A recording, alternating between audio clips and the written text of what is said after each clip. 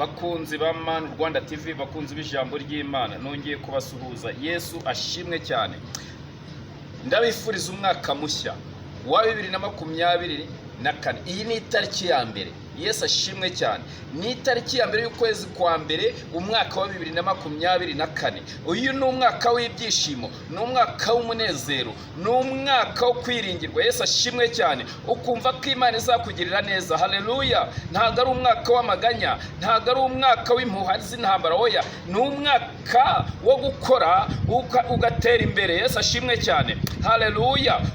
Bakunzi ba Man Rwanda TV, Yesu ashimwe cyane. Reka dusenge. Uwiteka Nyiringabo, uri Imana ikomeye, uri Imana igira neza, uri Imana ivuga bikaba, yategeka bigakomera. Haleluya. Data nyaguhara ku ngoma, bana natwe muri iri jambo. Data Nyiringabo, ineza yawe ikomeze ibane natwe, abakunzi ba Man Rwanda TV, abanyarwanda. Mwami nyaguhara ku ngoma, iyi ni itariki ya mbere y'ukwezi kwa mbere ku mwaka wa 2024. Uwiteka Nyiringabo, ndakwinginze, ndagusabye, uwera wa Isiraheli, uyu mwaka ubu mwaka w'amahoro, ubu mwaka w'ibyishimo, ubu mwaka wo kweza ku banyarwanda, ibihingwa byabo bagahinga bakeza, abacuruzi bagacuruza bakazabona inyungu, abavuga butumwa ukatwagurira impano zacu mu izina rya Yesu. Bana natwe rero Data Nyiringabo, tugusabye twizeye mu izina ry'Umwami wacu Yesu Kristo. Amen. Haleluya. Bakunzi ba Man Rwanda TV, nababwiye ngo iyi ni itariki ya mbere y'ukwezi kwa mbere 2024. Imana yacu ishimwe cyane. Murabona ko Imana yatugiriye neza no mu gatebe keza, ikirere ni cyiza, akazuba karava, nta muvumbe nta mvura, ariko imvura n'umugisha.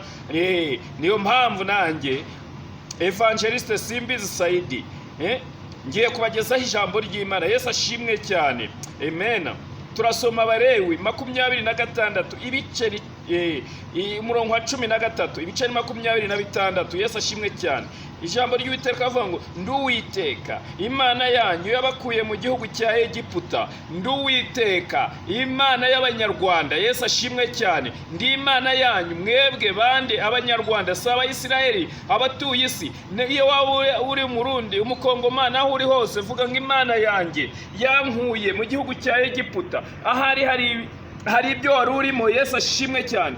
Byari bitumye ufite umubabaro mwinshi. Muri Egiputa habagayo umubabaro, muri Egiputa habagayo agahinda. Yesu ashimwe cyane kuba Isiraheli. Ese uyu mwaka urangiye ntiwaba ufite agahinda?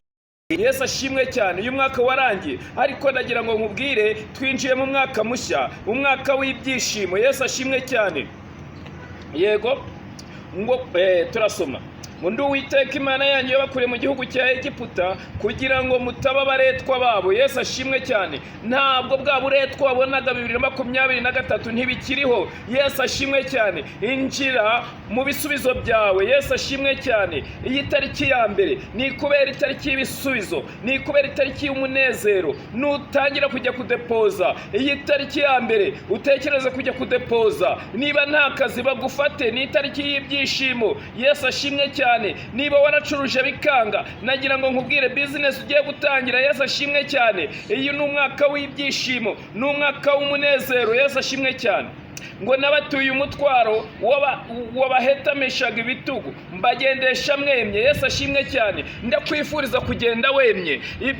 Ibyo bitugu waruhese mu izina rya Yesu, ndakwifuriza kugenda wemye. Haleluya. Ndakwifuriza kugenda wemye mu kazi. Haleluya. Ndakwifuriza kugenda wemye muri ubwo bucuruzi. Haleluya. Ndakwifuriza kugenda wemye muri urwo rubyaro. Haleluya. Imana ishimwe cyane. Hari umuvani wambwe ati waransengeye urubyaro rwawe rwarabuze. Yesu ashimwe cyane. Ntabwo ari njye wari umuhaye, ni Uwiteka. Ubu yambwiye ngo arimo arabona agacu, Satani yaratsinzwe, ngo arabona icyiza. Yesu ashimwe cyane. Bari bamaze imyaka, iyi myaka rero, iyi myaka yashize wasanga wari uri mu mibabaro, ariko nagira ngo nkubwire Yesu ashimwe cyane. Imitwaro Satani yaguhekesheje ugahetama ibitugu mu izina rya Yesu. Niba ari uburwayi, mu izina rya Yesu ni ukuri nagira ngo nkubwire, haguruka wemye, haguruka ukire mu izina rya Yesu. Niba ari abarozi baguhetemeshaga ibitugu, mu izina rya Yesu abo ngabo bavuyeho, haguruka wemye mu izina rya Yesu. Imana yacu ishimwe, haguruka wemye, haguruka wemye. Niba ari ubukene buvemo, ukore ukire utere imbere. Imana ntikunde, yego Imana ishaka ko dutera imbere, Yesu ashimwe cyane. Ishaka ko uva ku rwego ukajya ku rundi, Yesu ashimwe cyane. Ntishaka kumanuka ngo ukomeze uwo mukene, oya, Yesu ashimwe cyane. Imana yacu ishimwe, irashaka kuseka muri uyu mwaka. Ubwo haguruka wemye, haguruka wemye mu izina rya Yesu, haguruka wemye mu izina rya Yesu. Ibyaguhetemeshaga ibitugu mu izina rya Yesu, ibyo biratsinzwe. Ubwo bukene buratsinzwe, ubwo bukene buratsinzwe, ibyo bibazo biratsinzwe, ayo matiku aratsinzwe, iryo shyari bari bagufitiye riratsinzwe mu izina rya Yesu. Byose biratsinzwe mu izina rya Yesu. Ibibi mu izina rya Yesu. Nagira ngo nkubwire, haguruka wemye, haguruka ujye mu kazi, haguruka ujye gukora utera imbere. Yesu ashimwe cyane. Turi mu gihugu cy'amahoro, turi mu gihugu umuntu avuga icyo ashaka, niyo mpamvu tuvuga n'ijambo rikumvikana. Yesu ashimwe cyane. Turi mu gihugu Imana ikunda. Yesu ashimwe cyane. Nagira ngo mbatangarize abanyarwanda, banyarwandakazi, uyu ni umwaka tugiye kugenda twemye. Yesu ashimwe cyane. Si umwaka w'ibinyoma bya bindi nagiye wumva ngo abantu bazahunga Kigali, oya, uyu ni umwaka tugiye kubonamo ibyishimo. Yesu ashimwe cyane. Ababyeyi bagiye kubyara, Yesu ashimwe cyane. Imana itanga urubyaro, Yesu ashimwe cyane. Abashaka nibashake mu izina rya Yesu. Abagabo, abasore, Yesu ashimwe cyane. Babona abagore, Yesu ashimwe cyane. Imana yacu ishimwe. Ni umwaka w'ibyishimo, ni umwaka w'umunezero, ni umwaka w'ibyiza. Imana yacu ishimwe cyane. Ni umwaka wo kuzamurwa ugahabwa promosiyo. Yesu ashimwe cyane. Ubona promosiyo mu izina rya Yesu, mu izina rya Yesu. Mu kwa mbere wayibona, mu kwa kabiri wayibona, mu kwa gatatu wayibona, mu kwa kane wayibona, mu kwa gatanu wayibona, mu kwa gatandatu wayibona, mu kwa karindwi wayibona, mu kwa munani wayibona, mu kwa cyenda wayibona, mu kwa 10 wayibona, ukwa 11 wayibona, no kwa 12 wayibona. Ukabusoje umwaka ugatangira mu bindi bishya by'uwundi mwaka. Yesu ashimwe cyane.